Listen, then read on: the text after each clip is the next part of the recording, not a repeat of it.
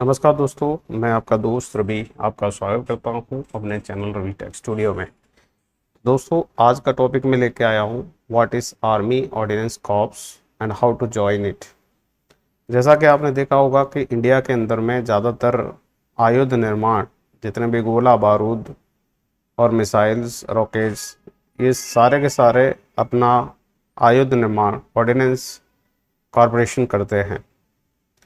और ज़्यादातर जो भी जॉब निकलती हैं मैन पावर्स की, वो इन्हीं के अंदर निकलती हैं और सारी जॉब होती हैं ग्रुप बी, ग्रुप सी और ग्रुप डी की। तो आज के इस वीडियो में हम जानने की कोशिश करेंगे क्या है आर्मी ऑर्डिनेंस कॉर्प्स और कब इसकी स्थापना हुई और क्या था इसका रीजन और किस टाइप की जॉब इसमें होती हैं और कैसे इनको ज्वाइन कर सकते हैं। तो वीडियो थोड़ा सा लंबा हो सकता है दोस्तों, थोड़ा सा पेशेंस रखिएगा। और जिन भी साथियों ने अभी तक इस चैनल को सब्सक्राइब ना किया हो तो do subscribe, don't forget to press the bell icon. तो चलिए साथियों, चलते हैं इस कारवां को आगे बढ़ाते हैं, देखते हैं कि आखिर ये क्या है आर्मी ऑर्डिनेंस कॉर्प्स और इसको आर्मी ऑर्डिनेंस कॉर्प्स क्यों कहा जाता है। तो जैसा कि नाम अपने आप में कह रहा है कि ये एक कॉरपोरेशन है, ऑर्गेनाइजेशन है जो कि आर्मी को सपोर्ट करता है।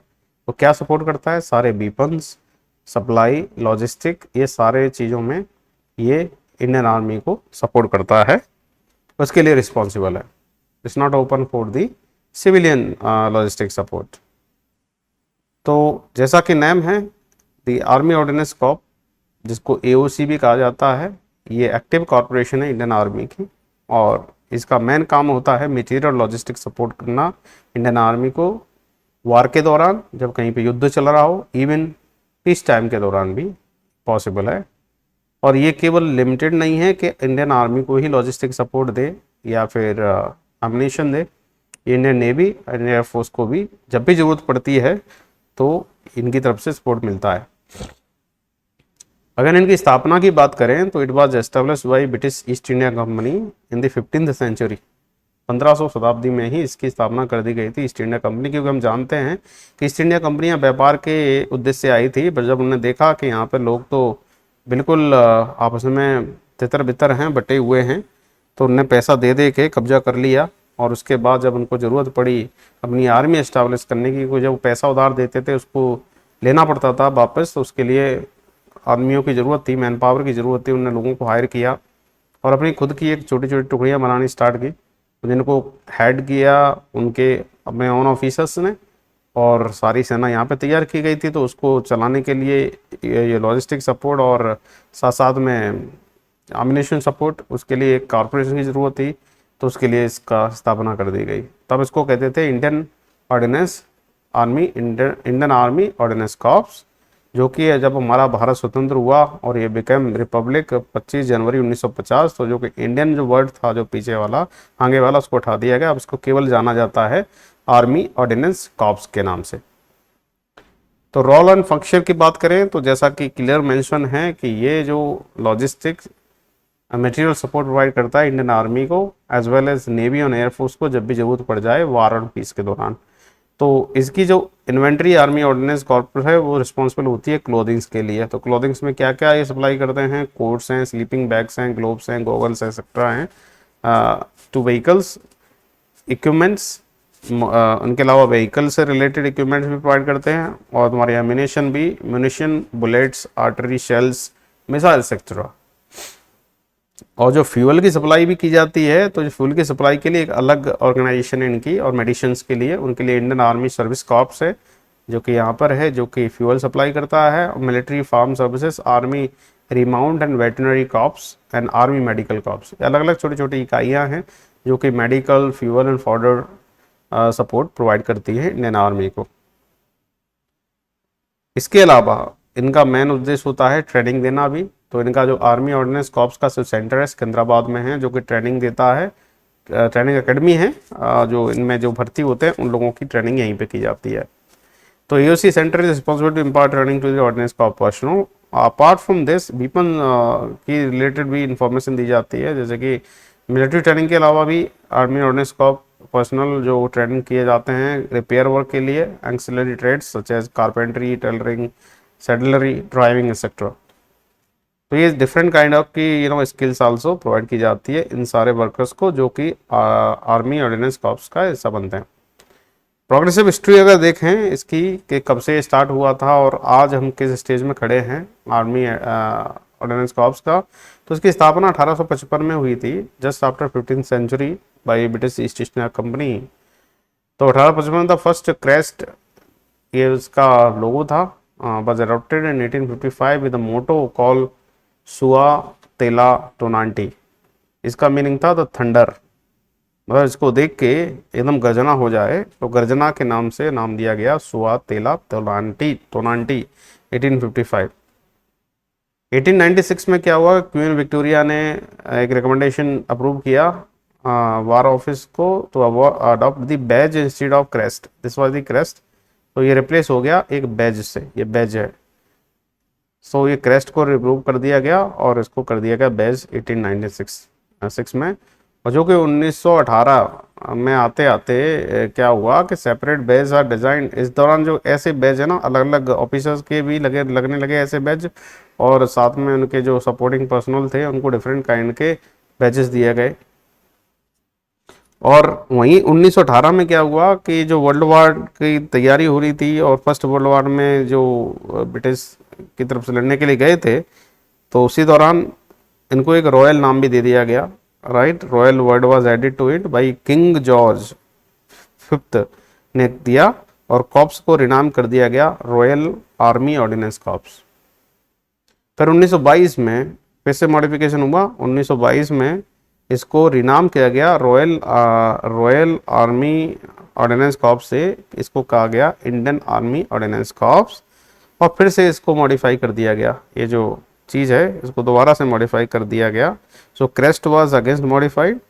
अब इसमें जो 3 जो कैनन वाल आप देख रहे हो, ये 3 कैनन वाल ये इसमें ऐड कर दी गई।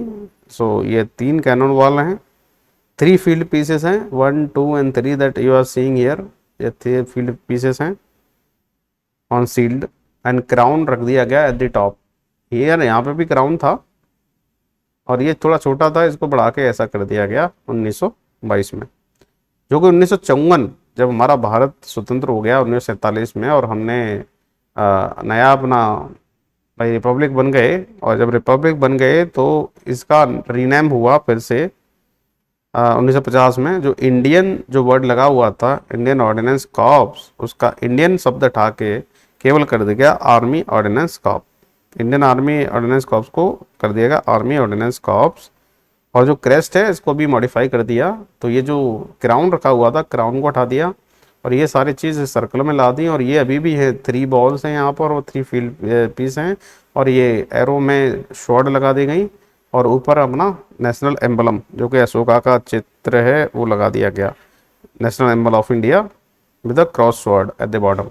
1954 में 1978 जब आया, हम पूरी तरह से इंडिपेंडेंट होने लगे और सारे जितने भी वीपन्स वगैरह हम खुद बनाने लगे, तो इसको दोबारा से फिर मॉडिफाई कर दिया गया और इसको एक मोटो दिया गया। इस मोटो का नाम है शस्त्र से शक्ति, मतलब अगर आपके पास शस्त्र है तो शक्ति आपकी हो जाएगी। तो ये 1978 में ये मॉडिफाई किया गया।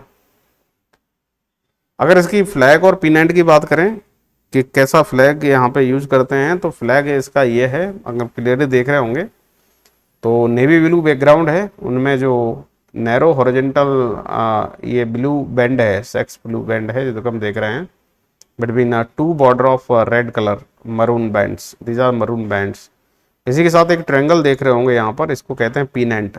तो ये पिनेंट है, जो ट्रायंगल है जो कि 90 डिग्री पर रोटेट है क्लॉकवाइज डायरेक्शन में, और ये भी पूरा ब्लू कलर से भर दिया गया, नेवी ब्लू कलर से। इसमें एक रेड करके ये जो है ओवल शेप जो एक्सट्रीम राइट यहाँ पे देख रहे हैं, और इसका भी डिफरेंट साइज है। Standard dimension of this pennant is 0.9 metre by 0.6 metre with the red oval of 0.3 metre. ये 0.3 मीटर का है और 0.9 एंड 0.6। तो इसका फ्लैग एंड पिनेंट है जो कि इसका सिंबल है आर्मी ऑर्डिनेंस कॉर्प्स का। अब कैरियर ऑप्शंस की बात करें तो इसमें ग्रेड 2 की जॉब निकलती हैं, particularly fitter, driver, clerks, stenographers and mechanics, बेल्डर्स।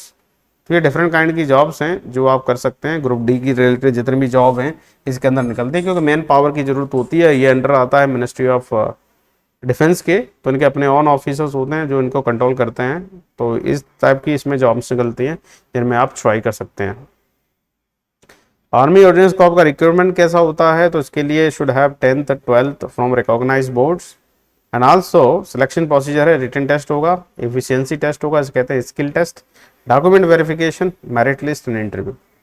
किसी किसी पोस्ट के लिए इंटरव्यू रखा गया है, हालांकि ये इंटरव्यू अभी लेटेस्ट में मोदी गवर्नमेंट ने जितने भी ग्रुप डी और ग्रुप सी जॉब्स हैं उनमें से इंटरव्यू को हटा दिया गया है। तो अब ये केवल 4 स्टेजेस हैं, रिटन टेस्ट होगा, एफिशिएंसी टेस्ट होगा, डॉक्यूमेंट वेरिफिकेशन, मेरिट लिस्ट। तो अगर इंटरेस्टेड है then you can apply. Every 6 months में इनके नोटिफिकेशन आते हैं और अलग अलग इनकी जो इकाइयाँ अलग अलग लोकेशन पे इंडिया में स्प्रेड है, उन सब में वैकेंसी रहती हैं। एज पर दी लोकेशन आप अप्लाई कर सकते हैं और इनका हिस्सा बन सकते हैं। तो इनकी अगर सैलरी की बात करें तो स्टार्टिंग सैलरी 25,000 होती है, जो कि बढ़ के 81,000 तक पर मंथ पहुंच जाती है। इनका पे पैकेज है और प्रोसेस अप्लाई करना है तो इस पे जाके आप चेक कर सकते हैं। This is the website https://aocrecruitment.gov.in। तो आप इसको रेगुलरली विजिट करते रहिएगा, नोटिफिकेशन आएगा तो इस पे आएगा, आप जाके बिल्कुल यहाँ से अप्लाई कर सकते हैं। और बहुत ही ईजी है ज्वाइन कर पाना। रिटन टेस्ट भी जो बेस होता है वो 10th का होता है, तो थोड़ी सी भी प्रिपरेशन कर लेंगे तो you can be the part of army ordinance का। तो आज के लिए इतना ही दोस्तों। अगर आपको कोई डाउट हो तो do write in the comment section, I would be happy to address your query. और जिन भी साथियों ने अभी तक चैनल को सब्सक्राइब ना किया हो, do subscribe and don't forget to press bell icon, because मैं ऐसे वीडियो कई सारे लाता रहता हूँ तो आपको सबसे पहले पहुँचेंगे। तो दोस्तों आई होप ये वीडियो आपके लिए यूजफुल होगा। तो मिलता हूँ एक नए वीडियो के साथ अगले वीडियो में, एक नए डिफरेंट टॉपिक्स पे हम बात करेंगे बिल्कुल दोस्तों। तो चलिए आज के लिए इतना ही, मिलता हूँ अगले वीडियो में। नमस्कार, जय हिंद।